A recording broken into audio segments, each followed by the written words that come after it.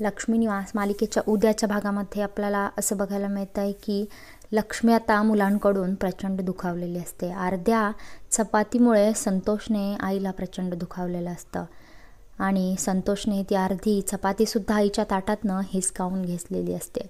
असा हा नीच संतोष लक्ष्मीला प्रचंड दुखावत असतो आणि इकडे सिंचना अजिबात माघार घ्यायला तयार नसते. त्यानंतर श्रीनिवासने सुद्धा आता या घराचे 2 भाग केलेले आहेत आणि तो संतोषच्या पार्टीमध्ये गेलेला आहे. हे पाहून तर लक्ष्मीला अजूनच दुःख झालेलं असतं. ती आता एक खूपच धक्कादायक निर्णय घेते आहे.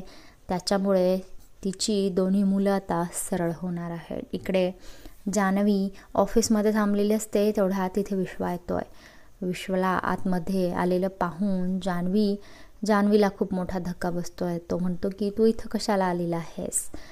तू माझी मैत्री तोडून टाकलेली आहेस. मी केलेल्या फोनला तू रिप्लाय देत नाहीस, मेसेजला रिप्लाय देत नाहीस. माझं लग्न झाल्यापासून तू काहीही बोलायला आणि सांगायला तयार नाहीस.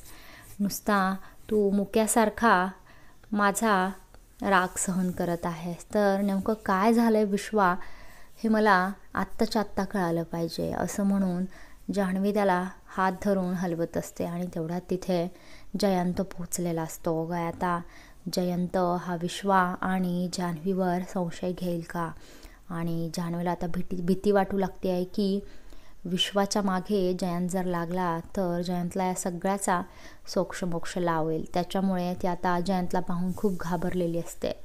काय आता जान्हवी आणि विश्वा जयंतच्या प्रश्नांना काय उत्तर देणार हे बघणं खूप रंजक ठरेल.